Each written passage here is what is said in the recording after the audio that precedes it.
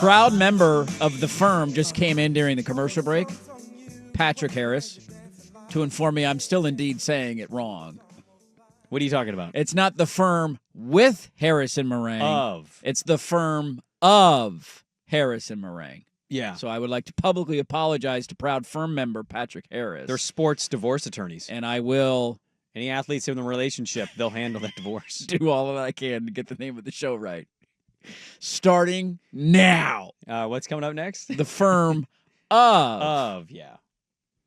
Harris and Meringue. Yeah. Do we have the brand man? I don't know. I'm getting a hold. I'm getting a hold sign. Hold it. You know what we're doing right now? We're doing the Jonathan Smith. We're doing the Jonathan Smith. Do the Jonathan Smith. I'll still never forgive everybody. Do the the administration for making him apologize for milking action. That's an all-time boneheaded move by Oregon State Athletics to not capitalize on that opportunity. He wouldn't have apologized if they didn't bring it up. No. He's like, dude. You should have made T-shirts immediately. That should have been a branding opportunity. Like the grass is damn green in Eugene, and now we got T-shirts everywhere in Eugene. Where's my milking T-shirts in Corvallis? Yeah. You got cows down there, too. Joining us now to talk about the grass being damn green in Eugene is our very own Duck insider, Duck sideline reporter, and brand man, Dusty Harrah, the fan man himself. Dusty, good morning to you. Does it smell like football in Eugene today? Well, I'm not quite to Eugene yet, but I'm sure it will. Thanks, I mean, this is well, I will tell you this, guys. I may have gotten a little bit distracted and a little bit sideways because as I was driving through Salem and I got to Albany, I was sitting there and I said, holy smokes, I got the fan in crystal clear quality. Let's go, baby. On FM 105.1. Let's go, baby. All the way down, it's been crystal clear. I can hear your guys' beautiful voices all morning long. So that has made me happy. I've been driving a little bit slower. I've been taking a little bit of time. I love it. Well, I'm still screwing up names, so don't worry. That's still continuing on here. We're almost a week, and I'll figure it out at some point. I'll start 30,000-foot view, Dusty. What is the most interesting thing for you going into today? Any topic, storyline, position group, player? We saw, obviously, the three big names in the landing last week. What is the thing that you're most excited to hear about, talk about, listen to about today? I'm interested to hear, obviously, a lot has been made about the quarterback battle, and there isn't a quarterback being named yet. Dante Moore is on Heisman list, right? And he's a guy that you could bet on for futures for the Heisman Trophy. And hearing from both Dante Moore and Austin Novosad are obviously going to be really important.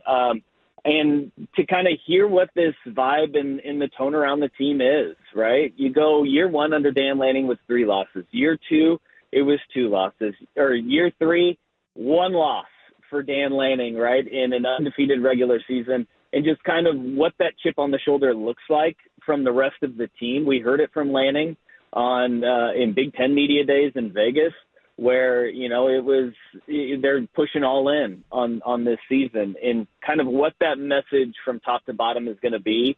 And make no bones about it, man, there's a lot of change with this team. And I thought you made a decent point a couple weeks ago, Dirt, when you said the expectation when you start recruiting forward, and this started with Mario Cristobal, was building the recruiting base, and then Dan Lanning has taken it to another level of when you get to a certain point as a program, what you need to do then is you are backfilling and you are loading that thing up. And the names are going to change, but the expectations aren't. And the guys that they're looking for to kind of fill those gaps is going to be interesting to me because there's a lot of talk about wide receiver and there's a lot of talk about quarterback. But on the defensive side of the ball, the secondary is brand new, a lot of portal pieces, a lot of guys that have kind of worked their names way up, and you heard their names in the recruiting cycle. But the defensive line is the big one for me, and seeing how they replace Derek Harmon, Jamari Caldwell. Yeah. We had Adam Rittenberg on earlier, Dusty, and he basically said Oregon is at the point, and to Dirt's credit, he kind of said this last week, so we don't need to pat him on the back too much here, but like Rittenberg. No, you can continue. It's great. I'm enjoying this. Rittenberg said Oregon is the kind of program now in college football that the expectation for Oregon is the playoff. And, not that that's shocking to hear, but it's just like, I think that kind of speaks to what you're talking about of replacing talent, even in years where you're not sure about certain guys at certain spots. It's almost a trust and a benefit of the doubt that Lanning has those guys, the right guys, I guess, plugged into the right places.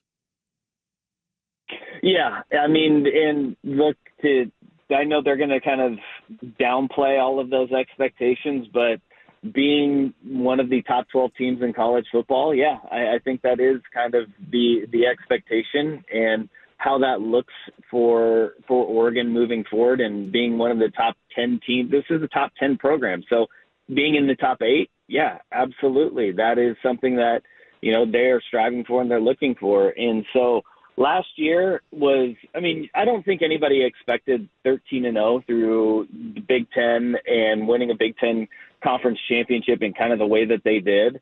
But the expectation to be a playoff team means that you're one of the top 2 or 3 teams in the Big Ten this year.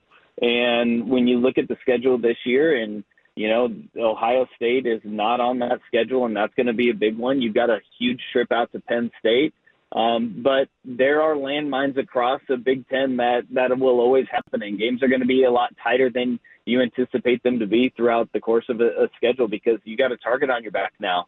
And that should be the expectation to be a playoff team. But where it goes from here, this is going to be the hard part for Lanning, is to keep it rolling, right? It's hard to climb and get to the top of the mountain. And they were the number 1 seed last year, but the top of the mountain is somewhere that, Lanning has always said is much higher than just being the number 1 overall seed. Yeah, we're talking with Dusty Harrah, our own brand man, our Duck insider, and the Duck Sideline Reporter, getting down to Oregon Media Day today. I'm sure we'll have all sorts of audio and stuff to react to tomorrow.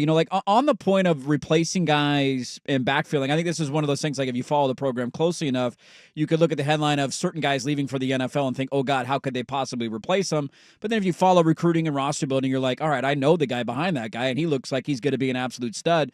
Like on that point, I'm just curious, who are the young guys that you're most excited to get a chance to talk to today? Like, I'll never forget my first time last year, early in the year, seeing a guy like Elijah Rushing on the sideline and being like, oh my God, you don't see defensive linemen like that. And like, if that guy puts on a few pounds as a true freshman, he's going to be an absolute monster. DeCorian Moore getting his first media day today, the number 1 wide receiver in the country. Who are some of the young guys that you're excited to get a chance to get to know a little bit more about today?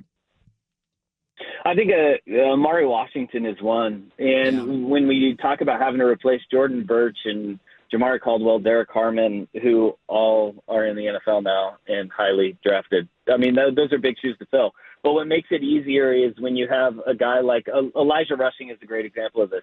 The edges are stacked in Eugene. When you have Mateo Uyunglele, you have Tatum Tuioti, who I don't think got nearly enough credit or love for just being the disruptor that he was last year, because Uyunglele was a guy leading the Big Ten in sacks last year. But then Blake Purchase is a name on the edge that he played as a true freshman and then redshirted last year. And so you're looking at a redshirt sophomore and Blake Purchase on that edge. And when you have guys, when you're 4 deep on that edge like they are with Rushing, Tuioti, Purchase, and Uyunglele, that makes it a whole lot easier to build and kind of grow that interior defensive line.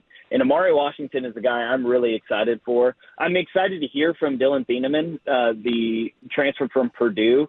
Anybody that watched that Purdue game last year, you saw that guy, the only guy making plays on that entire team was Thieneman, right? And seeing guys that like him come in through the transfer portal, Darren Johnson, the corner from Northwestern as well. Excited to hear from him for the first time today and kind of see what kind of person he is. And then Mekhi Hughes, the running back from Tulane. This is the first time in the big gaggle of reporters that we're going to be able to hear from a lot of these guys. We heard from them during spring ball, but now they've kind of had a chance to settle in. It's time to get the season going. I'm excited to see what those guys can bring, whether they're portal guys or guys that have been growing through this program, in front of fall camp is starting and there's a lot of excitement around the program. Last one for you, Dusty. Obviously, we're against it. The receiver you think will lead that crew in receptions? Who will be the number 1 receiver you think emerging for Oregon this year? Look, I am really high on more high than other people are on this receiving core.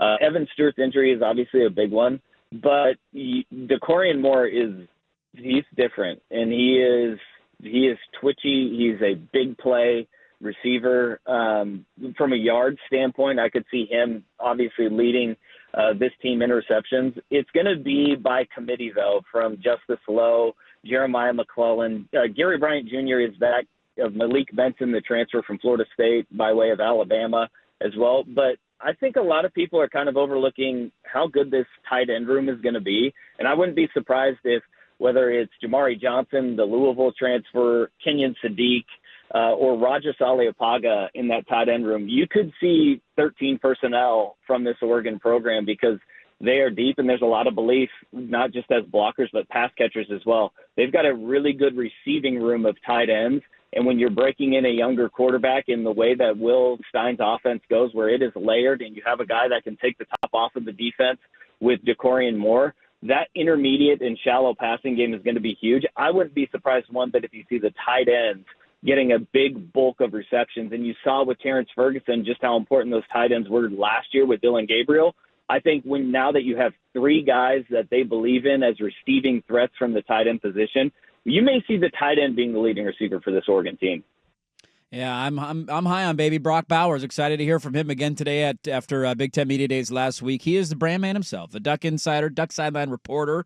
And I just realized I was going to shout out your Twitter handle. You got to change your bio, dude. It still says Danny and Dusty on 1080 a.m. What show is that? What are we doing, fan man?